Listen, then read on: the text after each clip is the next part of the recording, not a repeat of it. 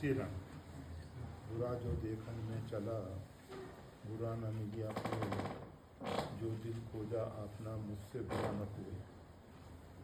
तो हम किसी के भी लिए कुसंग न बने, इसके लिए क्या सावधानी रखें। सर्वप्रथम जो कबीर साहब कह रहे हैं, बुरा जो देखन में चला, व्यक्ति जब दूसरों में दोष दृष्टि करने चलता है उससे बुरा न हो।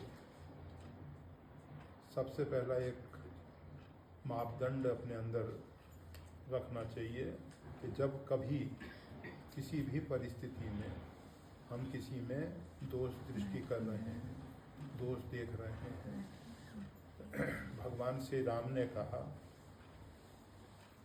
दो प्रकार के संत होते हैं।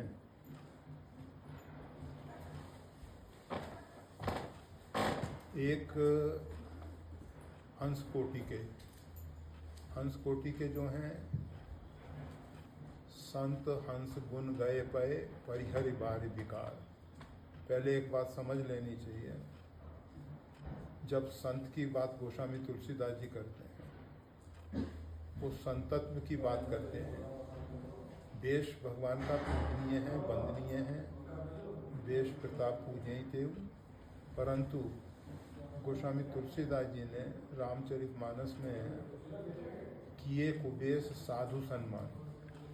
अगर साधु है तो वो कुबेश में भी है, वो भी वो सम्मान का पात्र क्यों है। और अगर जो साधु वेश में है, संत वेश में है और संतत्व उसके अंदर नहीं है,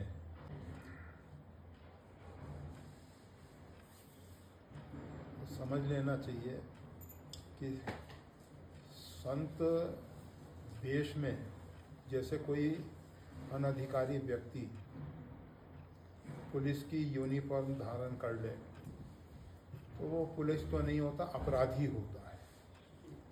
इसी प्रकार से कोई व्यक्ति के अंदर साधुता नहीं है, संतत्व नहीं है और वो केवल वेश धारण करता है तो वो अपराधी है। परंतु हम सब के लिए किसी को दोषी ठहराना कि वो साधु है नहीं है, संत है नहीं है, ये न्यायाधीश का काम है। हमको परमात्मा ने न्यायाधीश नहीं बनाया है कि हम सबका न्याय करने जाएं, कौन क्या कर रहा है। संसार में सभी प्रकार के लोग हैं, हमको केवल अपने आप को देखना है, अपने आप को सुरक्षित रखना है। अगर हम सुधर जाएंगे तो समाज सुधर जाएगा, अगर हम नहीं सुधरेंगे तो समाज नहीं सुधरेगा। अगर हम समाज को सुधारने की कोशिश करेंगे, हम बिगड़ जाएंगे, समाज नहीं सुधरेगा। हमेशा ये बात याद रखनी चाहिए। और जो बुरा जो देखन में चला, तो उसके विषय में हम बता रहे थे कि दो प्रकार के संत होते हैं। प्रारंभ की जो कक्षा है उसमें गुणीय उभय न देखई। पहले जो हैं संत हंस कोटि के होते हैं, फिर परमहंस कोटि के होते हैं।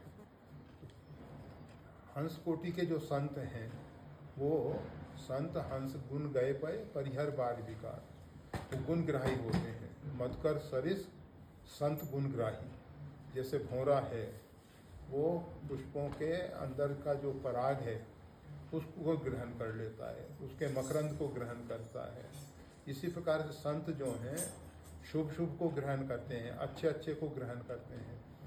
परंतु ये संतत्व की पराकाष्ठा नहीं है।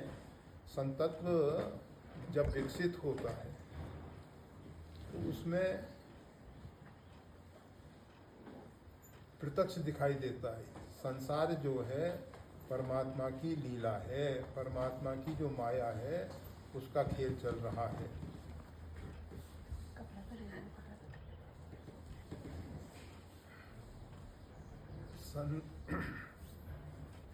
ये जो परमात्मा ने सृष्टि बनाई है इसमें विधि प्रपंच गुण अवगुण साना, ये दोनों विधि के द्वारा निर्मित गुण भी हैं, अवगुण भी हैं। परमात्मा ने सृष्टि का विस्तार किया है, उसमें हमको सोचने का अधिकार नहीं कि परमात्मा ने ऐसा क्यों किया है। हम अल्प बुद्धि वाले जीव, थोड़ी बुद्धि वाले जीव नहीं समझ सकते हैं कि परमात्मा ने क्यों किया है, कैसे किया है, परमात्मा क्या कर रहे हैं, क्या करेंगे। हम सब की समझ के बाहर है, हम सब अल्प बुद्धि वाले हैं। एक चम्मच के बराबर भी हमारी बुद्धि नहीं है, और वो परमात्मा जो है असंख्य सागरों का भंडार है। असंख्य सागरों के तुल्य उसमें बुद्धि है, तो उसके सामने हमारी जो बुद्धि है नगण्य है। हमको परमात्मा के सामने अपनी बुद्धि को प्रदर्शित करके अपनी मूर्खता को प्रकट करने की जरूरत नहीं है। और जब हम परमात्मा के सामने अपनी बुद्धि के द्वारा, अपनी बुद्धि की चतुराई के द्वारा ये सब व्यक्त करते हैं, तो परमात्मा केवल उपेक्षित भाव से देखते हैं। परमात्मा ये नहीं कि ये छोटा बच्चा है, एक अज्ञानी अबोध शिशु है जिसमें किसी प्रकार का अहम नहीं है, अहंकार नहीं है। उसके प्रति भगवान का कृपा, करुणा, दया का भाव बहता है। और ये जो चतुर लोग हैं, जो अपनी बुद्धि की चतुराई परमात्मा के सामने व्यक्त करते हैं, तो परमात्मा उनको उपेक्षित भाव से देखते हैं, इग्नोर करते हैं उसको।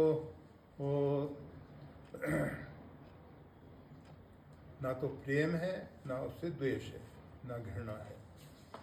तो हम ये बता रहे थे कि जो उत्तम कोटि के संत हैं, संतों की कक्षाएं हैं। जब परमहंस कोटि की स्थिति में संत पहुंचता है तो वो देखता है सुनहुतात मायाकृत गुण और दोष अनेक। ये मायाकृत हैं गुण और दोष, गुणे उभय न देखें, ना वो उसमें गुण देखता है ना अवगुण देखता है। तो ये सृष्टि में दोष दृष्टि जो है ये करना हमारी अल्पज्ञता है, नासमझी है, मूर्खता है। इसीलिए कबीर साहब कह रहे हैं जो बुरा जो देखन में चला। अगर कोई व्यक्ति किसी में बुराई देख रहा है, बुरा देखने को प्रयास कर रहा है, चला मतलब प्रयास कर रहा है, और उससे बुरा न कोई। कबीर साहब तो अपने लिए कह रहे हैं, क्योंकि संत हमेशा किसी दूसरे के विषय में नहीं कहते हैं, वो अपने आप के विषय में कहते हैं। इसलिए वो कबीर साहब कह रहे हैं बुरा जो देखन में चला, बुरा ना मिलिया कोई। और जब वास्तविक में हम देखते हैं तो समझ आती है कि परमात्मा ने हमारे ऊपर इतनी कृपा और करुणा की है, हमको मानव जीवन दिया, हमको भारत जैसी पवित्र भूमि में जन्म दिया। इस पवित्र भूमि में जन्म पाकर, मानव जीवन पाकर, और परमात्मा ने हमको हमारी योग्यता से कहीं अधिक बहुत कुछ प्रदान किया है, बहुत कुछ प्रदान किया है। आज जो हमारे अंदर सोचने समझने की शक्ति सामर्थ्य है वो परमात्मा प्रदत्त है। हमको ये जो जलवायु मिल रहा है ये परमात्मा प्रदत्त है। परमात्मा ने हमको जीवन दिया है, परमात्मा ने हमको सब कुछ दिया है। हम परमात्मा के ऋणी हैं। हम परमात्मा के लिए क्या कर सकते हैं? परमात्मा ने कोटिन मुख न कहे जाए प्रभु के एक एक उपकार। भगवान ने जो हमारे ऊपर उपकार किए हैं वो करोड़ों मुखों से नहीं कहे जा सकते। भगवान के इतने उपकार हमारे ऊपर हैं, और हम उस परमात्मा को भूल के इस नश्वर जगत के नश्वर पदार्थों में परेशान हो रहे हैं। जो अनित्य है उसके लिए हम परेशान हो रहे हैं। जो नित्य तत्व है, आत्म तत्व है, परमात्मा है, उसको हमने उपेक्षित कर दिया है। हम उस परमात्मा के विषय में नहीं सोचते हैं। सुबह से उठकर शाम तक, मतलब प्रातःकाल से उठ के संध्या तक, ये संसार के विषयों में ही हम रमन करते रहते हैं। गोस्वामी तुलसीदास जी कहते हैं, संसार में हम जैसे जीवों का जीवन कैसा है, पाप पयोनिधि जन मन मीना। पाप रूपी पयोनिधि में, जलाशय में, समुद्र में हमारा मन मछली बना हुआ है।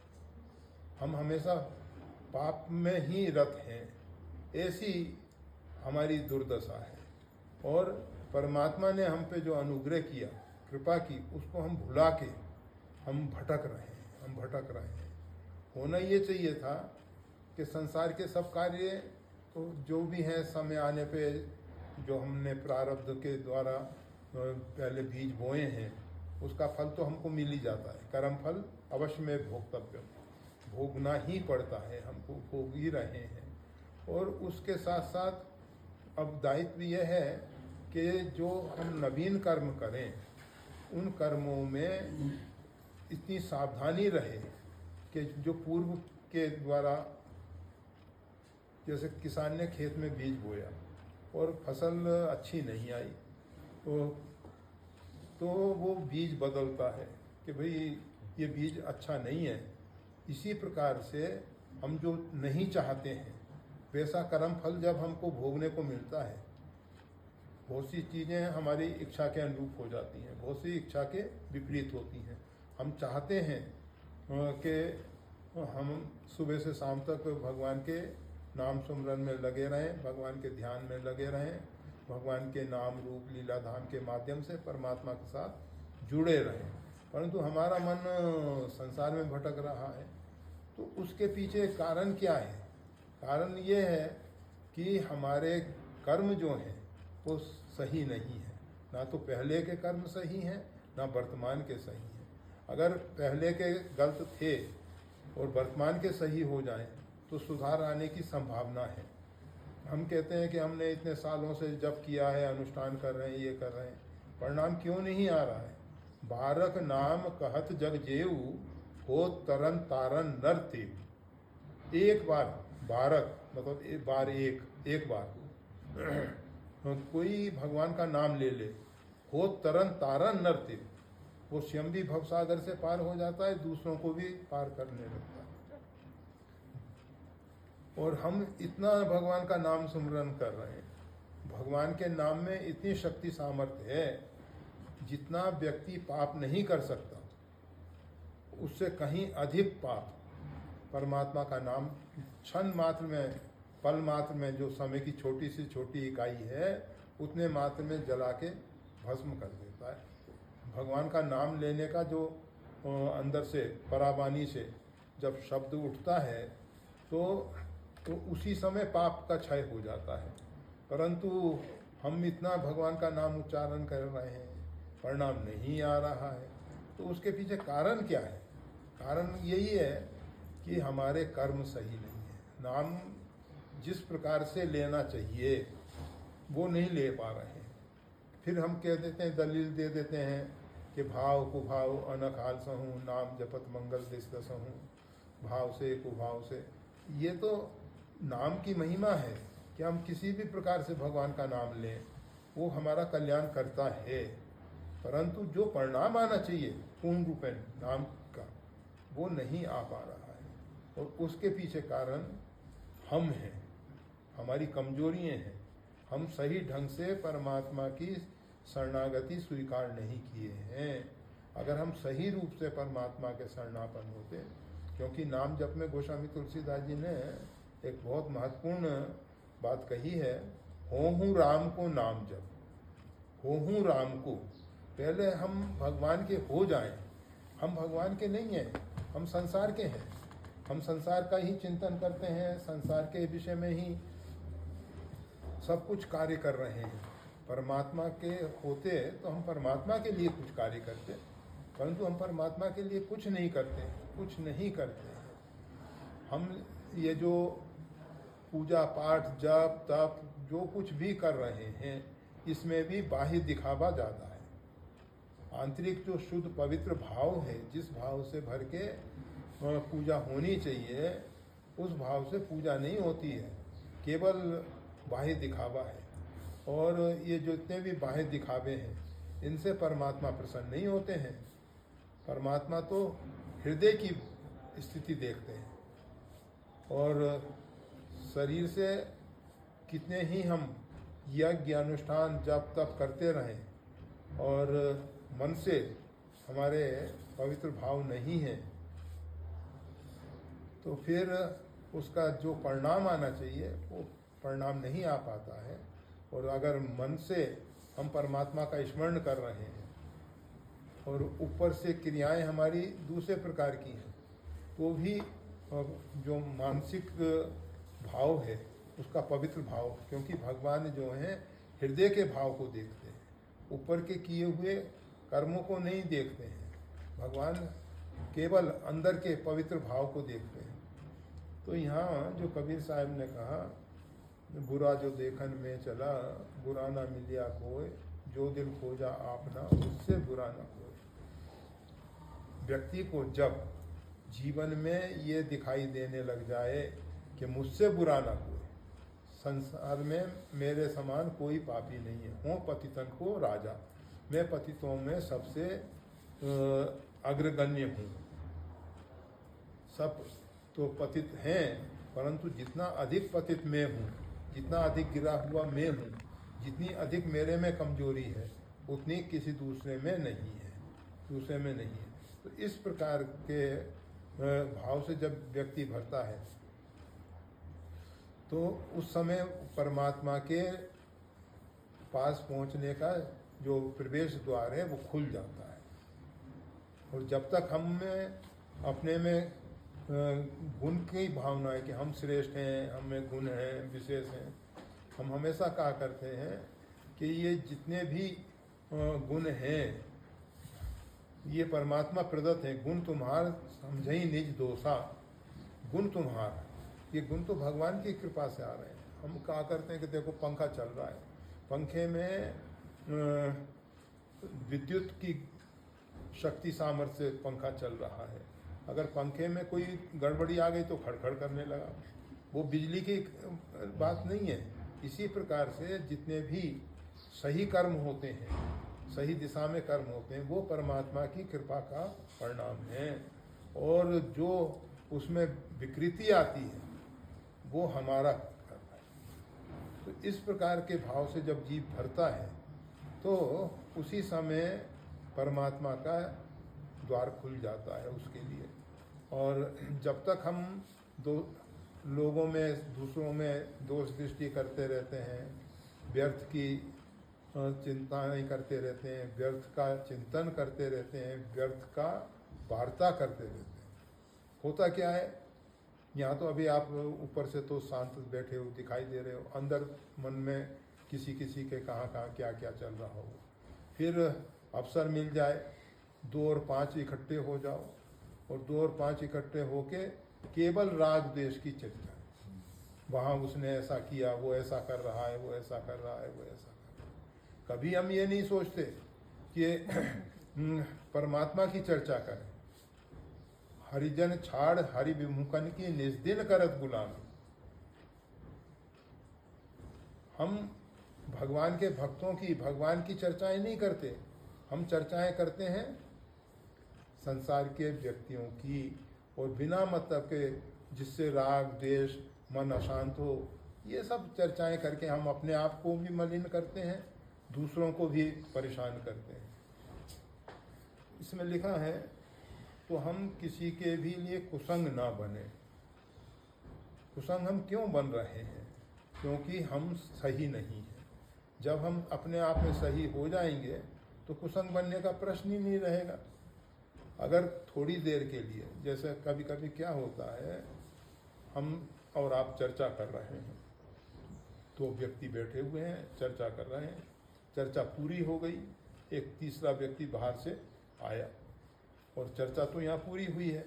अब उस व्यक्ति के मन में क्या विचार आया कि दोनों हमारे विषय में कोई चर्चा कर रहे थे, तभी एकदम चुप हो गई। एकदम हम सब की शांति उसके मन में अशांति पैदा कर। हम दोषी नहीं है, हमने कुछ नहीं किया है, परंतु उसके मन में व्यर्थ का चिंतन आ गया। तो हम किसी के लिए कुसंग ना बने, उसके लिए फिर जैसे हम हमेशा कहा करते हैं कि ये जो व्यक्ति के अंदर एक आभा मंडल होता है, एक आध्यात्मिक ऊर्जा, हर एक चाहे कोई भी पदार्थ है, वो काष्ठ इत्यादि हैं, हम तुलसी की माला जपते हैं, हम रुद्राक्ष की माला जपते हैं, हम कमलाक्ष की माला जपते हैं। ये भिन्न भिन्न प्रकार की मालाओं में क्या है, ये मालाओं के जो काष्ठ है या जिसकी स्फटिक की है जैसी बनी हुई है, उसके अंदर से कुछ स्पंदन निकलते रहते हैं। वो हमारे ये अनामिका है और ये अंगुष्ठ है, इसके ऊपर मन का रखा है और ये मध्यमा से आगे बढ़ रहा है और उनसे सीधे मस्तिष्क पे असर होता है। तो हर एक पदार्थ में से एक विशेष प्रकार की ऊर्जा निकलती रहती है। हम उसको नहीं पकड़ पाते हैं, नहीं देख पाते हैं, नहीं समझ पाते हैं, ये हमारी कमजोरी है, परंतु उसमें से निकलनी। इसी प्रकार से हर एक व्यक्ति के अंदर से एक ऊर्जा जो आभा मंडल के रूप में भी देखी जा सकती है और वो निकलती रहती है। उसका क्षेत्र जैसे कागभूषण जी जहाँ रहते हैं, 1 योजन पर्यंत महामाया का प्रवेश नहीं हो पाता।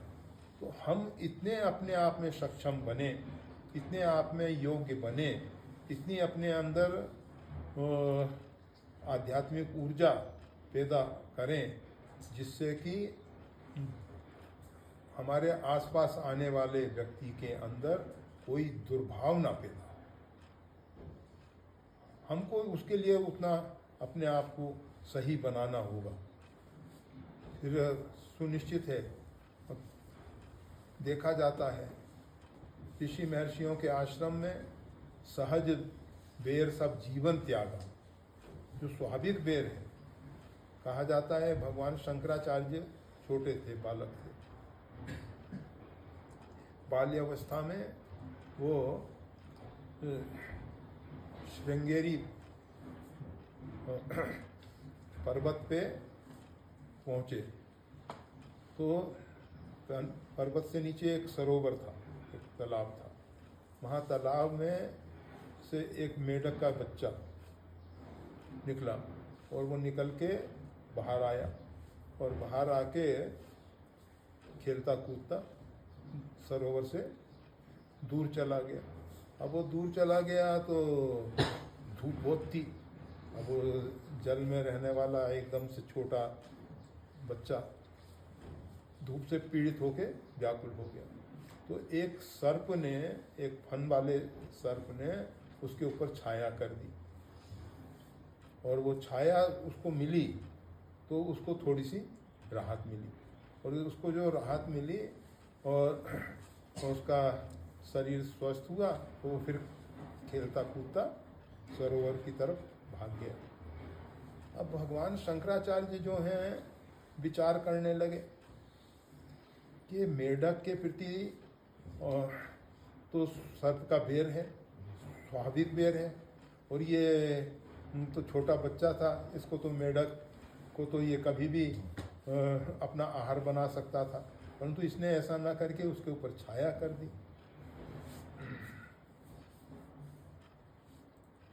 ऊपर गए श्रृंगेरी पर्वत पे, वहाँ जाके जो महापुरुष निवास करते थे उनसे निवेदन किया कि आज हमने एक ऐसा आश्चर्य देखा है। तो उन्होंने कहा कि देखो, इसमें आश्चर्य की कोई बात नहीं है, यह श्रृंगी ऋषि का आश्रम है। श्रृंगी ऋषि का आश्रम है, यहाँ महर्षि श्रृंगी ने तपस्या की और उस तपस्या के प्रभाव से सहज जीव जो हैं स्वाभाविक बेर को फूला के आपस में प्रेम से रह रहे हैं। उसी समय भगवान शंकराचार्य के मन में विचार आया कि मैं भी इतनी तपस्या करूंगा कि संपूर्ण विश्व से, संपूर्ण भारत से ये बेमनस्यता, ये एक दूसरे के प्रति जो द्वेष भाव है, घृणा है, उपेक्षा का भाव है, इसको दूर करूंगा। और फिर उन्होंने अद्वैत सिद्धांत को जब ज्योतिर्मठ में मतलब बद्रीनाथ जी के पास ज्योतिर्मठ में तपस्या करके आत्मज्योति का साक्षात्कार किया। और फिर ये कार्य उन्होंने किया कि भाई कोई दूसरा नहीं है, सब जगह एक ही परमात्मा है। मतलब वासुदेवम सर्वमिति समात्मा सुदुर्लभा। गीता में भगवान कहते हैं वासुदेवम सर्वमिति, जो सब में वासुदेव को देख रहा है, स महात्मा, वही महात्मा है और वो दुर्लभ है। महात्मा का अर्थ यह है कि जो सब में परमात्मा का दर्शन करता है, तो वो महात्मा है। ये नहीं कि हम दूसरों में व्यक्ति देख रहे हैं, स्त्री पुरुष देख रहे हैं। भगवान शंकर कहते हैं उमा जे राम चरण रत विगत काम मत क्रोध निज प्रभु में देखें जगत कैसन करें विरोध। पार्वती, उमा मतलब पार्वती जी से कहते हैं कि जो भगवान के सच्चे भक्त होते हैं निज प्रभुमय देखें जगत, वो इस जगत को प्रभुमय देखते हैं। जो भगवान के भक्त हैं वो जगत को प्रभुमय देखते हैं। वो कैसन करें विरोध, वो किसी से विरोध नहीं करते हैं, क्योंकि जब जगत प्रभुमय है तो किसी से विरोध किया तो परमात्मा से विरोध हो गया। इसलिए अगर हम चाहते हैं कि हम किसी के लिए भी कुसंग ना बने, तो उसके लिए हमको अपने आप को सुधारने की जरूरत है। हमको अपने अंदर जो छिपा हुआ संतत्व है उसको प्रकट करने की जरूरत है। हम में साधुता लाने की जरूरत है। साधु का वेश बनाने की जरूरत नहीं है। संत का वेश बनाने से पहले अधिकारी होना चाहिए। अगर हम अनधिकार चेष्टा करते हैं तो हम अपराधी हैं। अगर हम साधु का वेश बना लेते हैं, हमारे अंदर साधुता नहीं है, तो हम अपराधी हैं। इसीलिए पहले महात्मा देखते थे कि भाई कोई आया है कि हमको विरक्त दीक्षा चाहिए, तो कहते थे अभी कुछ सालों तक रहो, देखा जाए। जब वो देखते थे कि इसके अंदर साधुता संतत्व व्यक्त होने लगा, तब वो उसको विरक्त दीक्षा देते। ऐसा नहीं कि बस आए और विरक्त दीक्षा दे दी। पहले अंदर से साधुता, अंदर से संतत्व प्रकट होना चाहिए।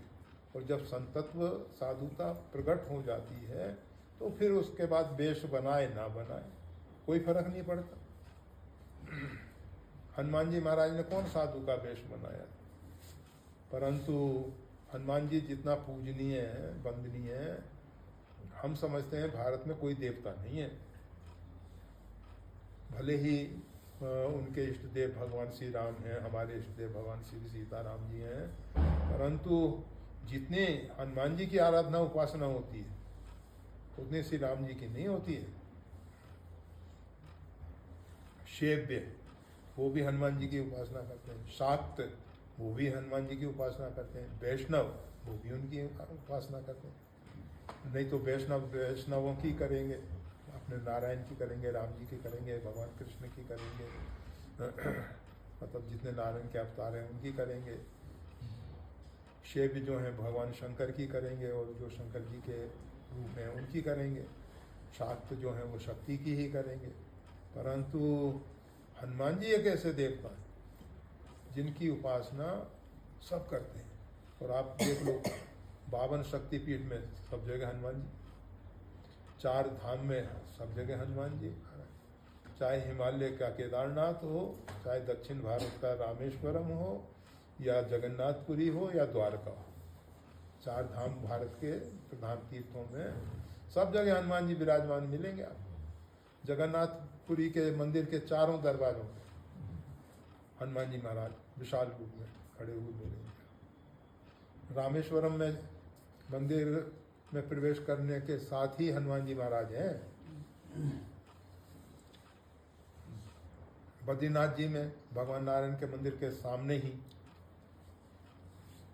मतलब थोड़ा सा कुछ ही 2-4 फीट हट के ऐसा, तो सब जगह हनुमान जी महाराज विराजमान। और कहीं कहीं तो ऐसा देखा जाता है कि राम जी से अधिक हनुमान जी को मानते हैं और उनकी उपासना भी ज़्यादा करते हैं, और इसीलिए राम से अधिक राम कर दासा। तो हम ये कह रहे थे कि हनुमान जी ने कोई साधु का वेश नहीं बनाया, परंतु वो परम साधु हैं, वास्तविक साधु हैं, सच्चे साधु हैं।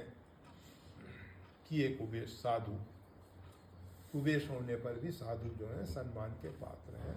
तो वेश बनाने की जरूरत नहीं है, हम किसी के लिए कुसंग ना बने, इसके लिए हमारे अंदर संतत्व प्रकट हो, साधुता आए, और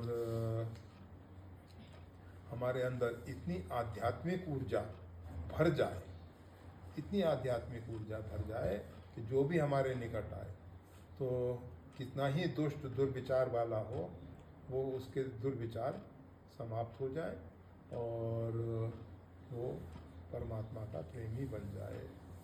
अब वो चेतन महाप्रभु, उनके जीवन में आता है जगाई मगाई, वो गाँव मतलब प्रमुख लोग थे, अच्छे धनाढ़ थे, अच्छे पद पे थे, सब कुछ था, मदिरा पान करके। और ये जो नित्यानंद जी थे गौरांग महाप्रभु के साथ, चेतन महाप्रभु के साथ निताई निमाई, तो एक चेतन महाप्रभु और एक दूसरे नित्यानंद। तो नित्यानंद जी जो हैं उनके ऊपर उसने शराब की बोतल पीने के बाद ऐसे मारी, लहू खून बहुत निकला, परंतु उनके हृदय में तो भगवान का वास था। नित्यानंद जी ने क्षमा किया, चेतन महाप्रभु ने क्षमा किया, हृदय परिवर्तित हुआ। फिर उनके चरणों में आके भगवान बुद्ध के विषय में अंगुली माल, जिसने 108 व्यक्तियों को मार के एक एक उंगली की माला 108 पूरी करने जा रहा था, भगवान बुद्ध उसी रास्ते से निकल रहे थे, लोगों ने रोका। कहा जाता है कि उसकी माँ रोकी के बेटा उधर मत जाओ, हमारा जो बेटा है बहुत नालायक है, उसने 108 व्यक्तियों को मार के उनकी उंगलियों की माला बना के ऐसा संकल्प ले रखा है, और उसकी माला पूरी होने वाली है। अब तुम जाओगे तो उसकी माला पूरी हो जाएगी, वो तुमको छोड़ने वाला नहीं है। परंतु भगवान बुद्ध तो अपने नित्यानंद की मस्ती में, अपने आनंद की मस्ती में आगे बढ़ते चले गए। और वो व्यक्ति देखा तो उसको आश्चर्य हुआ कि आज तक तो मेरे पास लोग आने से डरते हैं और ये निर्भय होकर चला आ रहा है। कहा कि तुमको मेरे विषय में नहीं मालूम है क्या? कहा नहीं, सब ने बता दिया कि उधर मत जाओ, वो अंगुली माल ऐसा है कि एक एक व्यक्ति को मार रहा है, उसकी माला भी पूरी होने वाली है। तो तेरी माँ ने भी बता दिया हमको। और उसको लगा कमाल है, इतना सब होने पर भी ये व्यक्ति चला आ रहा है, कितना निडर है। और ज़्यादा निकट पहुंचा तो उसकी सब भेदभाव की जो वृत्ति है वो दूर हुई, और वो उनके चरणों में पड़ गया, और उसने अपना ये दुष्कर्म पूरा करके उनका शिष्यत्व स्वीकार किया। तो अगर हम अपने आप में सही हो जाएं, अपने अंदर, हमारे अंदर आध्यात्मिक ऊर्जा आ जाए, तो दूसरों के कारण, मतलब दूसरों के लिए हम कुशल बनने का प्रश्न ही नहीं रहेगा। इसके लिए क्या सावधानी रखें? सावधानी बस यही रखो कि साधु बन जाओ, वेश से नहीं। हाँ, अंदर संतत्व प्रकट, अंदर साधु। जय श्री राम।